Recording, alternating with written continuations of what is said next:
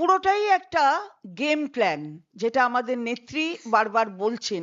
আর আজকে বলছেন তা নয়, কিন্তু বারে বারে বলে এসেছেন যে একটা গেম প্ল্যান তৈরি হচ্ছে, যাতে এখানে নির্বাচনটা না হয়, যাতে এখানে কোনো এই ধরনের অপশক্তি, সেই অপশক্তির শ্রীবৃদ্ধি ঘটে।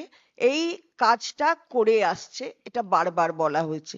এবং গতকাল যে ঘটনা ঘটেছে, ধিক্কার তিনি জানিয়েছেন, শুধু নয়, আমরা সবাই দলের পক্ষ থেকে ধিক্কার জানাই যে বিচারকদের, বিচারপতিদের এই ধরনের তাদের তাদের যে ভাবে সন্ত্রস্ত করা হয়েছে, এটা কখনোই আমরা মেনে নিতে পারছি না। এবং স্পষ্ট করে বলে দেওয়া যে এর মধ্যে আমাদের দল তৃণমূল কংগ্রেস কোথাও কোনোভাবে লিপ্ত নেই।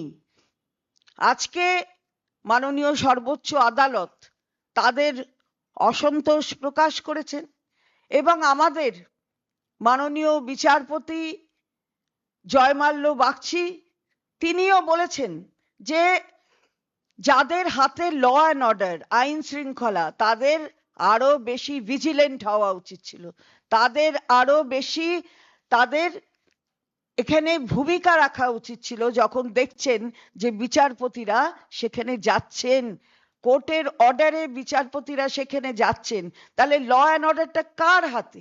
ল অ্যান্ড অর্ডারটা তো আমাদের হাতে নেই, সরকারের হাতে নেই, মুখ্যমন্ত্রীর হাতে নেই।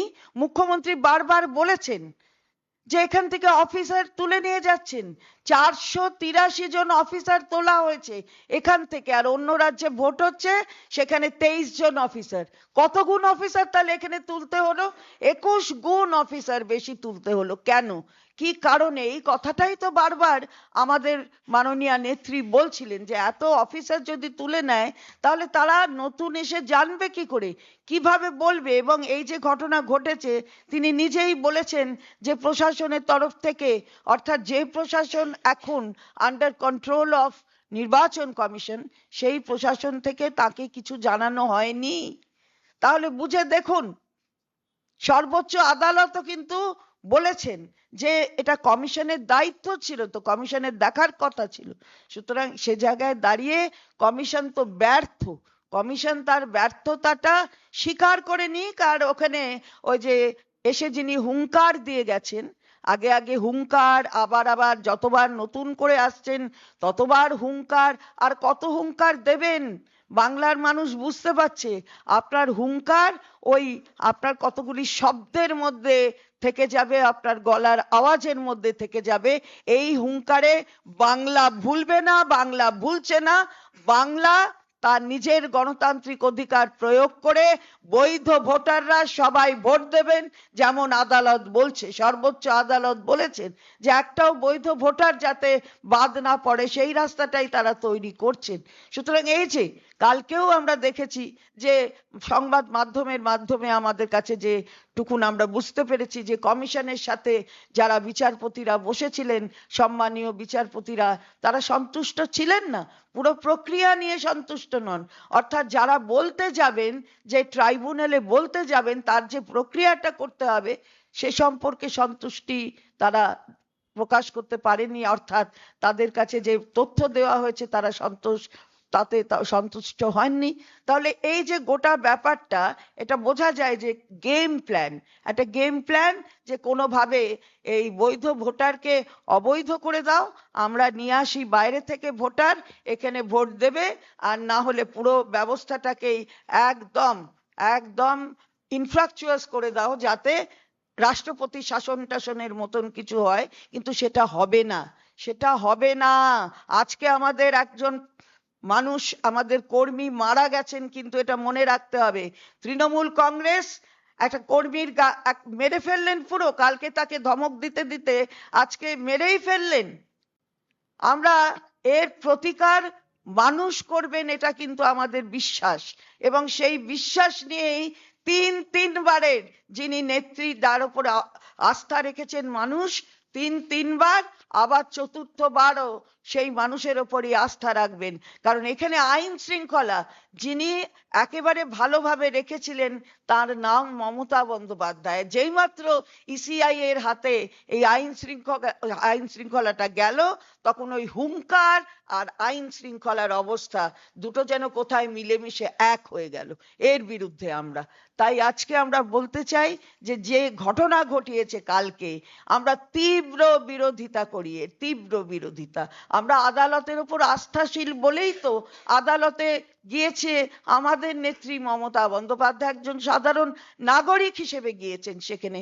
তৃণমূল কংগ্রেসের হয়ে যাননি, তিনি তো একজন সাধারণ নাগরিক হিসেবে গিয়েছেন, বাংলার বৈধ ভোটারকে যাতে ভোট দেওয়া থেকে বঞ্চিত করা না হয় তার জন্য। আজকে তাই আমরা সর্বোচ্চ আদালতের যে অর্ডারগুলো ভায়োলেট করার এই হুঙ্কার বাবুরা যেগুলো করছেন, সেটা কিন্তু আদালতও স্পষ্টভাবে বুঝতে পারছে, এই বিশ্বাস আমাদের আছে।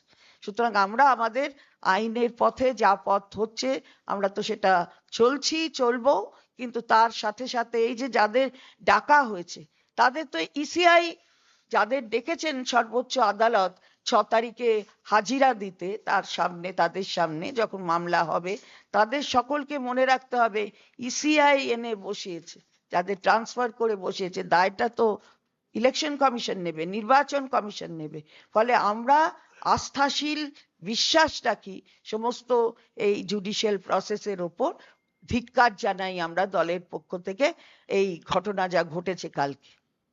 পুরোটাই একটা গেম প্ল্যান, যেটা আমাদের নেত্রী বারবার বলছেন, আর আজকে বলছেন তা নয়, কিন্তু বারে বারে বলে এসেছেন যে একটা গেম প্ল্যান তৈরি হচ্ছে যাতে এখানে নির্বাচনটা না হয়, যাতে এখানে কোনো এই ধরনের অপশক্তি, সেই অপশক্তির শ্রীবৃদ্ধি ঘটে, এই কাজটা করে আসছে, এটা বারবার বলা হয়েছে। এবং গতকাল যে ঘটনা ঘটেছে, ধিক্কার তিনি জানিয়েছেন, শুধু নয় আমরা সবাই দলের পক্ষ থেকে ধিক্কার জানাই যে বিচারকদের, বিচারপতিদের এই ধরনের তাদের যে ভাবে সন্ত্রস্ত করা হয়েছে, এটা কখনোই আমরা মেনে নিতে পারছি না। এবং স্পষ্ট করে বলে দেওয়া যে এর মধ্যে আমাদের দল তৃণমূল কংগ্রেস কোথাও কোনোভাবে লিপ্ত নেই। আজকে মাননীয় সর্বোচ্চ আদালত তাদের অসন্তোষ প্রকাশ করেছেন, এবং আমাদের মাননীয় বিচারপতি জয়মাল্য বাগচি তিনিও বলেছেন যে যাদের হাতে ল অ্যান্ড অর্ডার, আইন শৃঙ্খলা, তাদের আরো বেশি ভিজিলেন্ট হওয়া উচিত ছিল, তাদের আরো বেশি তাদের এখানে ভূমিকা রাখা উচিত ছিল। যখন দেখছেন যে বিচারপতিরা সেখানে যাচ্ছেন, কোর্টের অর্ডারে বিচারপতিরা সেখানে যাচ্ছেন, তাহলে ল অ্যান্ড অর্ডারটা কার হাতে? ল অ্যান্ড অর্ডারটা তো আমাদের হাতে নেই, সরকারের হাতে নেই, মুখ্যমন্ত্রীর হাতে নেই। মুখ্যমন্ত্রী বারবার বলেছেন যে এখান থেকে অফিসার তুলে নিয়ে যাচ্ছেন, 483 জন অফিসার তোলা হয়েছে এখান থেকে, আর অন্য রাজ্যে ভোট হচ্ছে সেখানে 23 জন অফিসার। কত গুণ অফিসার তাহলে এখানে তুলতে হলো? 21 গুণ অফিসার বেশি তুলতে হলো কেন?